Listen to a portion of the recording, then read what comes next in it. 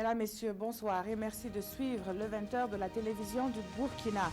À la une de l'actualité ce soir, Roch Marc-Christian Kaboré a effectué une visite d'amitié et de travail à Accra avec son homologue ghanéen, le chef de l'État. S'est longuement entretenu ces 17 et 18 septembre.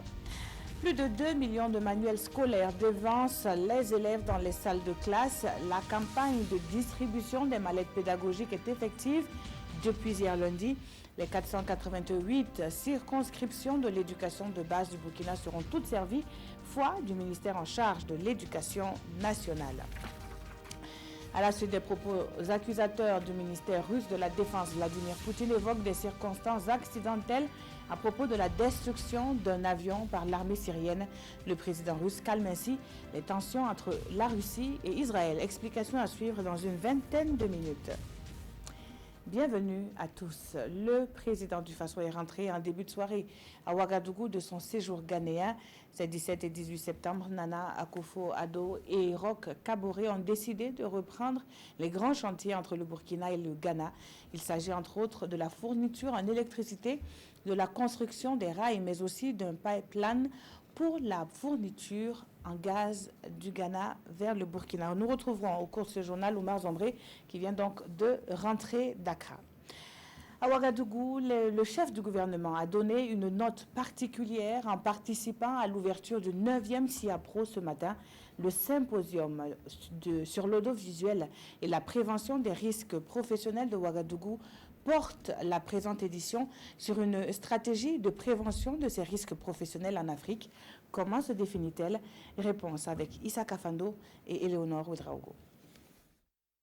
L'apport de l'audiovisuel et de la communication dans les stratégies de prévention des risques professionnels en Afrique est au cœur des échanges du SIAPRO, le symposium sur l'audiovisuel et la prévention des risques professionnels de Ouagadougou. La 9e édition ouvre le débat sur les perspectives de développement des canaux de communication en sécurité et santé au travail avec pour but la mise à jour des techniques et moyens audiovisuels utilisés en Afrique.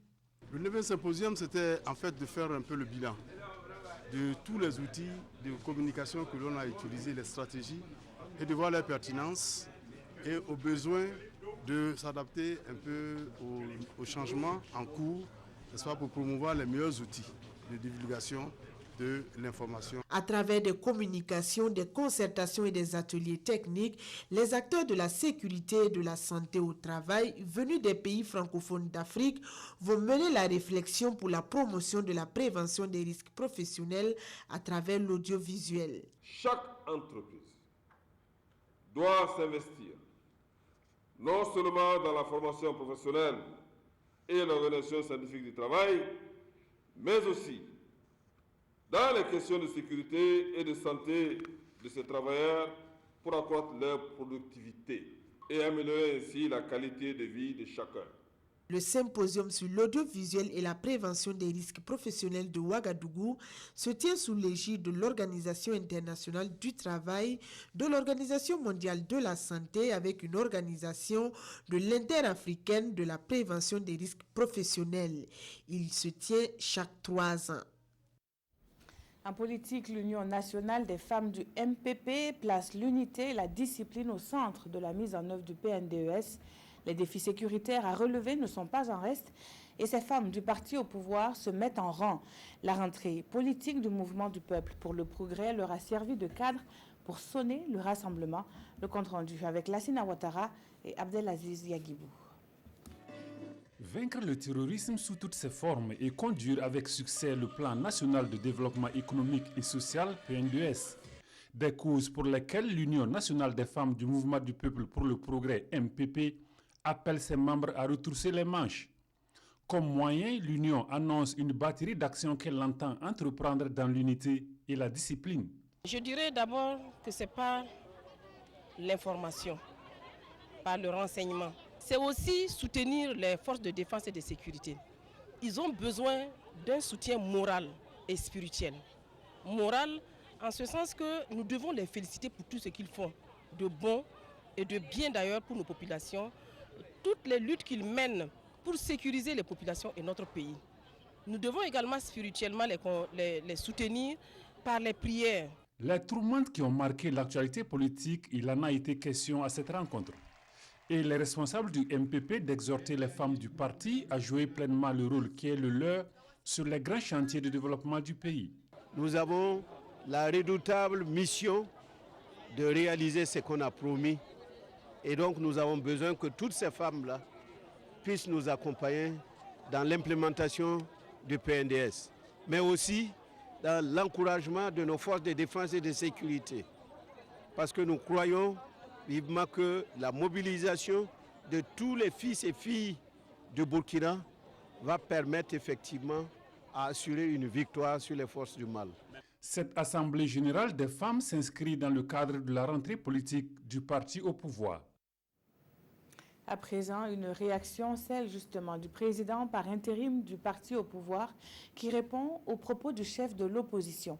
Zéphirin Diabré, en répondant à une hypothèse sur les risques de débordement lors de la marche du 29 septembre prochain, rappelle donc des faits avec Konsoun Koulibaly et Maxime Zongo.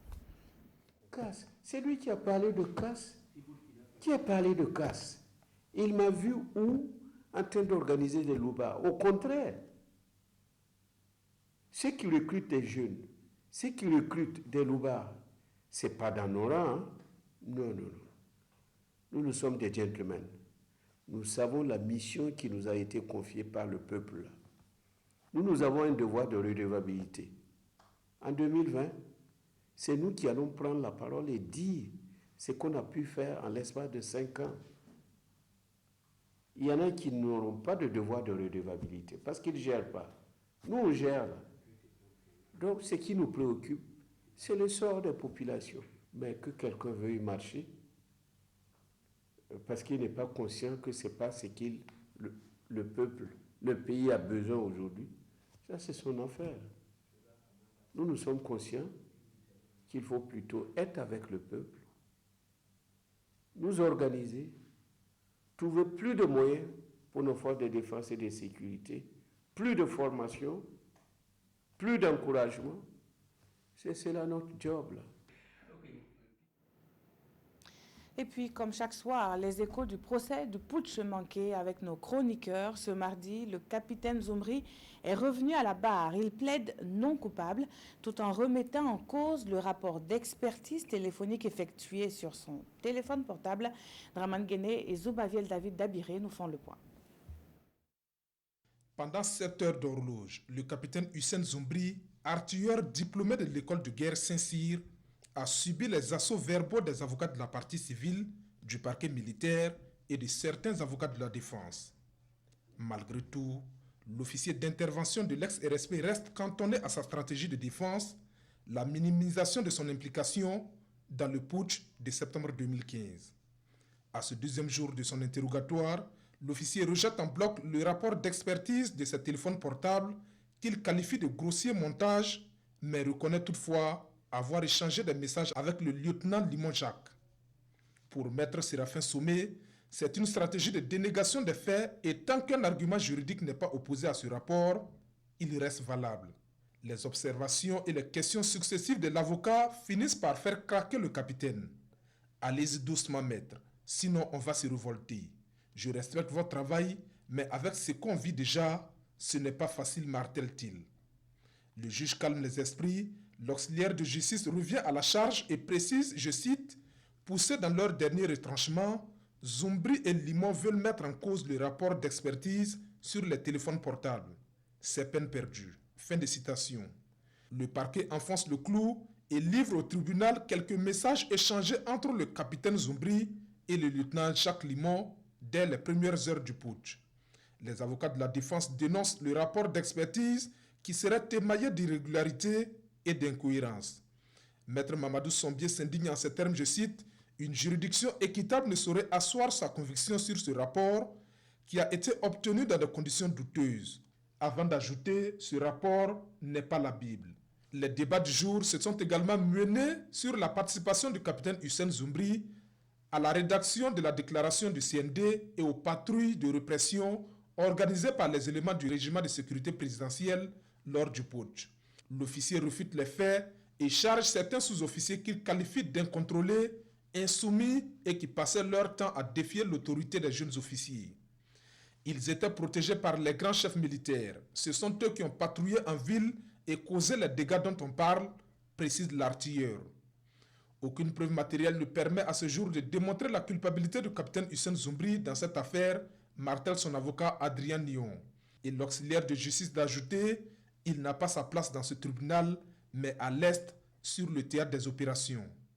L'audition du capitaine Hussein Zumbri se poursuit ce mercredi à 9h au tribunal militaire de Ouagadougou. Voilà, on vient à cet autre titre du journal. Le ministre de l'Éducation nationale et de l'alphabétisation lance la campagne de distribution des manuels scolaires et des mallettes pédagogiques. Une distribution qui touchera toutes les circonscriptions de l'éducation de base et cela avant la rentrée des classes prévues dans une dizaine de jours, foi des responsables du département. Oscar Soulama et Léonore Ouedraogo.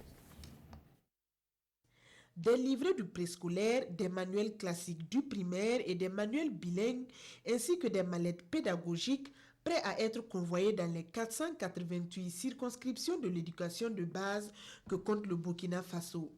Plus de 2 millions de manuels qui seront mis à la disposition des écoles primaires, publiques et privées gratuitement. Nous avons mis la mention interdit de vente pour éviter effectivement que cela soit vendu. Et chaque fois que ces manuels-là seront sur la place du marché, nous invitons donc les populations à saisir donc soit le ministère de l'Éducation nationale, soit les forces de défense et de sécurité, soit les responsables au niveau des concentrés pour leur donner l'information afin que nous puissions saisir les auteurs, les receleurs, etc. Le lancement de la campagne de distribution de manuels intervient le jour de la rentrée administrative pour respecter l'un des points de protocole d'accord signé avec la coordination nationale des syndicats de l'éducation. Il s'agit aussi de la dernière distribution avant la production de nouveaux manuels pour l'année scolaire 2019-2020. Le gouvernement est engagé dans un processus de réforme curriculaire. Cette réforme-là va aller progressivement. On devrait pouvoir donc, pour certains manuels, les disponibiliser pour les CP1, CP2. Les manuels que nous distribuons seront toujours d'actualité pendant quelques temps, mais progressivement et dans un avenir très proche, on va les remplacer totalement par de nouveaux manuels conformément aux nouveaux curricula qui prennent en compte donc, la correction des insuffisances constatées. 34 circonscriptions de l'éducation de base recevront dès cette semaine leur manuel et la distribution se poursuivra jusqu'en fin octobre sur toute l'étendue du territoire national. 50 millions de femmes africaines ont la parole. C'est l'appellation d'un projet porté par la CEDEAO dans le but de donner plus de chance à la gente féminine et désireuse d'entreprendre.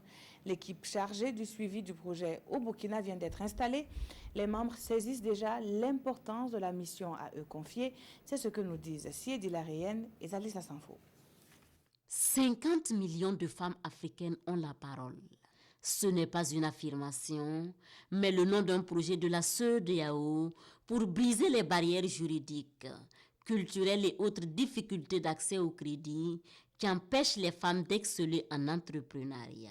Et pour que le projet fonctionne, chaque pays doit disposer d'une équipe pays. Celle du Burkina s'installe ce matin. Maintenant, les missions de cette équipe pays, c'est d'exécuter le projet qui consiste à collecter des informations, traiter ces informations-là, valider ces informations et envoyer à l'équipe projet basée à Dakar. Toutes les informations qui seront collectées seront diffusées à travers une plateforme dénommée 50 millions de femmes ont la parole. Cette plateforme va consister à échanger des expériences à travers les autres femmes, non seulement au Burkina Faso aussi, mais à l'extérieur du Burkina, pour se donner les idées, voir comment on peut lever ces goulots d'étranglement-là pour booster l'entrepreneuriat. C'est un projet qui a débuté en 2017 pour une durée de 3 ans. Une fois opérationnalisé, il suffira juste aux femmes et aux partenaires désireux de comprendre les femmes et de les accompagner, de taper 50 millions de femmes ont la parole pour accéder à toutes les informations. Elles n'ont pas attendu ce projet pour entreprendre et cela dans un domaine réservé aux hommes. Une centaine de femmes sont désormais outillées en cirage et cordonnerie. Elles entendent professionnaliser le secteur grâce au parchemin reçu des mains de l'association pour la promotion et le développement des cordonniers cireurs du Burkina. Nongba Kouda, Vincent Kendrobego. Désormais, le traitement du cuir n'a plus de secret pour elles. Après 2 semaines d'assiduité à une formation en cordonnerie, la centaine de femmes reçoivent ici leurs attestations de fin de stage et sont maintenant aptes à exercer comme cordonnières professionnelles. Nous avons suivi la formation. Vraiment, la formation a été vraiment bénéfique pour tout un chacun de nous. Il n'y a pas un métier où la femme ne peut pas faire. La formation est une initiative de l'Association pour la promotion et le développement des cordonniers cireurs du Burkina Faso qui a misé 18 millions de francs CFA avec une subvention du Fonds d'appui à la formation professionnelle et à l'apprentissage, le FAFPA. La particularité de nos femmes est que ces femmes, elles ont reçu une formation typique à laquelle elles ont des attestations, à laquelle elles sont intégrées, elles sont officiellement reconnues. Elles auront des régies du commerce. Elles paieront aussi l'occupation des demandes publiques. C'est-à-dire tous les processus, elles seront officiellement reconnues avec les RCCM. Donc c'est une particularité, c'est de l'innovation, c'est nouveau. Donc on peut savoir où les trouver et à quel niveau elles sont assises. Donc et là aussi, la connaissance qu'elles ont appris, alors c'est une particularité. Jamais on en a vu une chose pareille. Mais c'est grâce à des partenaires que j'ai pu insérer et révolutionner ces secteurs aujourd'hui. Réunir 100 femmes, c'est pas facile. En marge de leur sortie de formation, les nouvelles cordonnières professionnelles ont organisé une opération cirage de chaussures gratuit. Occasion pour elles de démontrer aux potentiels clients leur savoir-faire en la matière avant de rejoindre bientôt leurs propres ateliers qu'elles vont ouvrir avec le soutien de l'association. Des femmes, mais aussi des hommes de médias font le bilan d'un projet dénommé « Contenir l'extrémisme violent ». Une année durant, ils ont bénéficié d'une formation sur les techniques de reportage sur les questions sécuritaires. L'ONG Internews Network est à l'initiative de ce projet qui tire à sa fin. Le bilan en image avec Yacouba Gamene sur un commentaire signé Maïmouna Traoré. Contenir l'extrémisme violent est un projet pilote qui a duré 14 mois. 14 mois marqués par des activités de renforcement des capacités des médias sur les questions sécuritaires et la diffusion de messages modérés sur la prévention de l'extrémisme violent. Les journalistes ont bénéficié de formations en techniques d'animation d'émissions interactives, de reportage et sur la sécurité en zone de conflit. Vous voyez un peu partout des attaques là. Souvent, dans nos rédactions, ou bien quand on publie, on dit que c'est des attaques terroristes.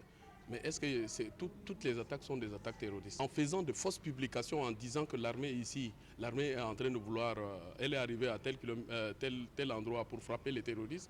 Le terroriste, le plus souvent, ces gens qui font le mal, ils ont une longueur d'avance. Vous trouvez que c'est normal qu'on puisse montrer les gens au cimetière avec aller jusqu'à filmer, jusqu'à on descend le cercueil au fond de la tombe. Et après, on montre des familles en pleurs. Qu'est-ce qu'on veut? Finalement, est-ce que c'est lui qui a commis l'action là? Est-ce qu'il ne sera pas content? Les journalistes ont aussi produit des bulletins d'information, créé et animé un site web, organisé des focus group et des tables rondes sur l'extrémisme violent. Le tout couronné par la réalisation de ce manuel pour orienter le journaliste dans la couverture médiatique des reportages sur les conflits. Nous espérons qu'à travers les différentes activités qui ont été entreprises, que ce soit de formation, que ce soit de discussions avec la société civile ou encore d'information des populations, que cette initiative se perpétuera ou alors que ces résultats vont se perpétuer. Le projet prend fin le 30 septembre prochain. Les journalistes et médias partenaires espèrent que ce partenariat se poursuivra avec une deuxième phase du projet Contenir l'extrémisme violent. Si elle est décriée sous d'autres cieux, la migration est présentée comme un facteur de développement en Afrique. C'est en tout cas le discours de l'association qui fait sienne la recherche de solutions et d'informations sur les migrations dans le monde.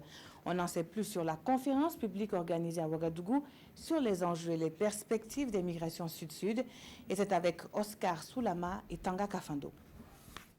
Dans la salle, le ministère de l'intégration africaine et des Burkinabés de l'extérieur et d'autres ministères concernés par la question, des anciens diplomates et des communicateurs pour se pencher sur les migrations à l'intérieur de l'Afrique et les enjeux que cela comporte pour le développement du continent. Aujourd'hui, on a nos cerveaux et bras valides qui meurent un peu sur l'océan Indien, le golfe de Guinée, la Méditerranée, le désert du Sahara, alors que on a beaucoup de potentiel au sein même de l'Afrique, de notre continent. Je veux parler des terres arables. L'Afrique compte près de 225 millions de terres arables. Et il est inadmissible que, ayant toute cette terre-là, on importe toujours. Alors que ce sont ces mêmes bravadilles-là qui partent dans des continents autres que l'Afrique. Organisée par l'Arcim World, l'association de recherche de solutions et d'informations sur les migrations dans le monde, la conférence sera alimentée par plusieurs communications, dont l'économie des migrants, la culture et la dimension politique des migrants. Ça voudrait simplement dire que la dimension économique de la diaspora, les biens et les capacités financières de la diaspora nécessitent que nous puissions poursuivre l'organisation qui a déjà commencé pour renforcer les flux financiers, leur proposer des projets et comprendre que la diaspora, c'est la 6e région de l'Afrique et que rien que les Burkinabés en Côte d'Ivoire, les Burkinabés au Ghana, mais dans d'autres pays de notre sous-région, peuvent être des bras économiques comme nous le voyons avec nos amis Bissa d'Italie. Les résultats des travaux seront reversés au département en charge de la question pour aider à éclairer la décision selon les organisateurs. Et nous revenons sur le séjour du président Roch Kaboré à Accra. Il s'est entretenu avec son homologue ghanéen et on retiendra donc la reprise de plusieurs chantiers. C'est avec Oumar Zombri. Tapis rouge pour Roch Marc Christian Kaboré. Nous sommes à Jubilee House, le palais présidentiel de la République du Ghana.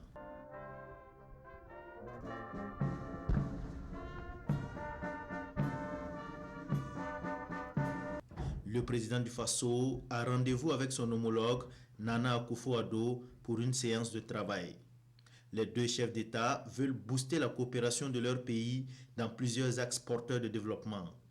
Ici, les ministres et chefs d'État tiennent une rencontre de travail sur les grands chantiers qu'ils ont en commun. Ça a été l'occasion également pour nous de discuter et d'approfondir toutes les questions qui ont trait à des projets intégrateurs entre nos deux pays, que ce soit des questions qui sont relatives au chemin de fer, que ce soit des questions relatives à la collectivité énergétique, que ce soit également des questions de transport, je dirais, d'hydrocarbures ou de futur de gaz, ont été les questions qui ont été abordées entre nos deux délégations.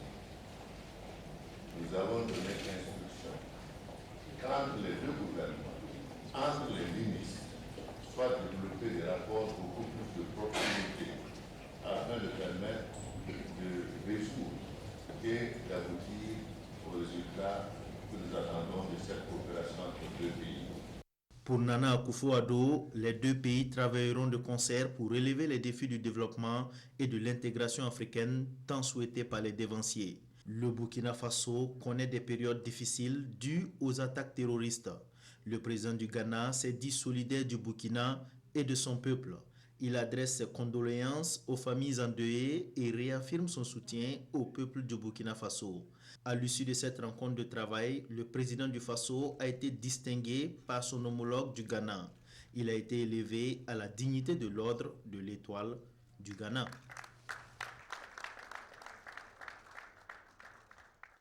Un duo de réalisateurs. Et voici Douga, Les Charognards, le long métrage signé Eric Hervé Tengani et Abdoulaye Dao bénéficie du soutien du président du Faso dans le cadre du 50e de FESPACO. Après 6 semaines de tournage, l'équipe a organisé une cérémonie de clap de fin à Boromo dans les Balais, région de la boucle du Mouhoun.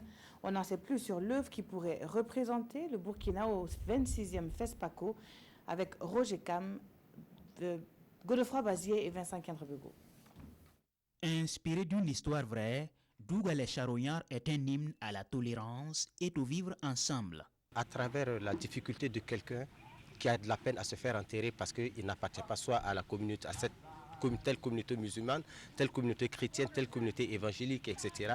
Et qui finalement arrive à se faire enterrer par des inconnus. Ce qui voudrait dire que c'est là où on s'attend véritablement, c'est que l'aide vienne, c'est pas toujours là-bas que cette aide-là arrive. Cette œuvre de fiction tournée pendant 6 semaines dans les ballets a mobilisé 80 comédiens et techniciens.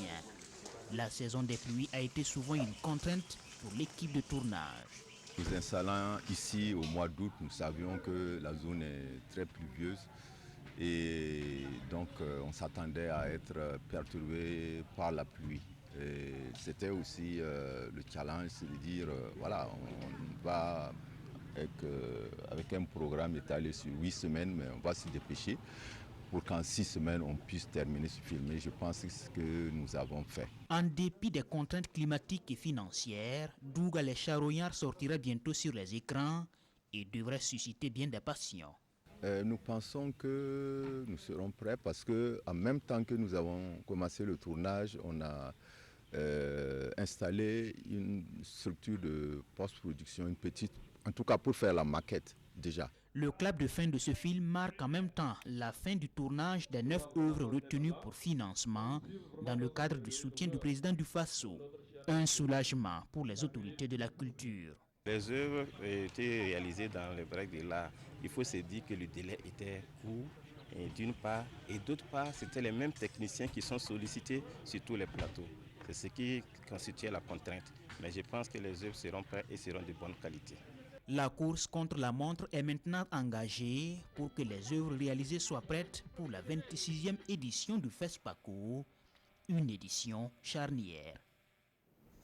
Dans l'actualité hors de chez nous, suite à l'avion russe abattu avec 15 soldats à son bord, Moscou déplore un tir malheureux de son allié syrien. Le ministère russe de la Défense tient Israël pour responsable en raison de ces actions qui auraient semé la confusion dans le secteur où l'avion de reconnaissance a été détruit.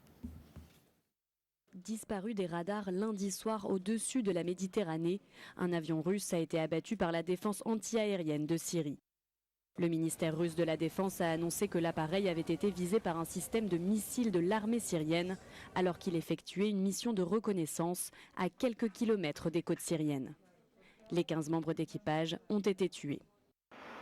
Une bavure provoquée, je cite, par des provocations de la part d'Israël selon la Russie. Le porte-parole de l'armée russe a en effet accusé l'État hébreu d'avoir mené une opération armée contre l'Atakié, fief du président Bachar al-Assad, sans en avoir averti la Russie. L'opération aurait mis en danger l'avion de reconnaissance sans lui laisser le temps de se rendre en lieu sûr. La Russie avait par ailleurs pointé du doigt la responsabilité de la France en filigrane, notant avoir détecté des tirs de roquettes à partir de la frégate française Auvergne basée à proximité. L'état-major des armées a immédiatement démenti toute implication. Cet incident provoque un regain de tension dans la région alors que la veille, Moscou et Ankara se sont mis d'accord pour faire d'Idleb une zone démilitarisée.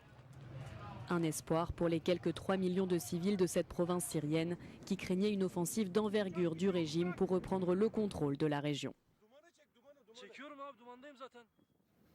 Kim et Moon se retrouvent pour la 3e fois en 5 mois. La rencontre se tient à Pyongyang où les deux dirigeants coréens vont relancer les négociations sur la dénucléarisation de la péninsule coréenne et sur la fin de la guerre qui a opposé les deux pays entre 1950 et 1953. Les dirigeants du Sud et du Nord, côte à côte, parcourant le centre de Pyongyang sous les acclamations de la foule. Une image comme les affectionne le régime nord-coréen. Pour la 3e fois depuis le début de l'année, Moon Jae-in et Kim Jong-un se retrouvent, mais cette fois, ils ont vu les choses en grand. 3 jours de visite officielle et un enjeu colossal pour le président sud-coréen, amener le Nord à donner des gages de dénucléarisation. Car pour les États-Unis, malgré les annonces de Kim Jong-un, il ne fait pas de doute que le programme se poursuit en secret. Il revient donc à Moon Jae-in de jouer les médiateurs. La Corée du Nord, de son côté, pose en préalable la signature d'un traité de paix qui met officiellement fin à la guerre de Corée. Les relations des deux côtés de la péninsule ont en tout cas rarement atteint un tel réchauffement. En témoignent ces retrouvailles de familles séparées depuis des décennies. Pour autant, l'administration Trump, qui exige des progrès sur le dossier nucléaire, a annulé une visite du secrétaire d'État en Corée du Nord le mois dernier. Le président sud-coréen va devoir déployer tous ses talents de diplomate pour que puisse s'accorder ce trio dont les deux autres membres sont bien imprévisibles. Deux sujets majeurs sont commentés dans les parutions du jour, l'accord signé entre chauffeurs et transporteurs routiers et l'exposé du Premier ministre à la représentation nationale sur la situation sécuritaire. La revue de la presse est avec Abdoul Rasmané Zongo. Des réponses militaires et non militaires sont prises pour combattre l'insécurité au Burkina Faso, affiche aujourd'hui au Faso. Et ce sont les propos forts de Paul Kaba-Tcheba, convoqué par l'urgence nationale sécuritaire devant l'Assemblée nationale. Il y était venu hier faire son grand oral et un exposé sur l'état de la sécurité au pays, de plus en plus en proie à des attaques répétées. Et le journal Le Quotidien lui choisit de s'appesantir tristement sur les statistiques cauchemardesques. En 3 ans, le Burkina Faso a connu 118 décès, dont 48 forces de défense et de sécurité, de 2015 au 15 septembre 2018. Et comme si cela ne suffisait pas, relais aujourd'hui au Faso, dans la nuit du dimanche à lundi, un conseiller municipal à Gorom a été tué par des individus armés non identifiés et venus à moto.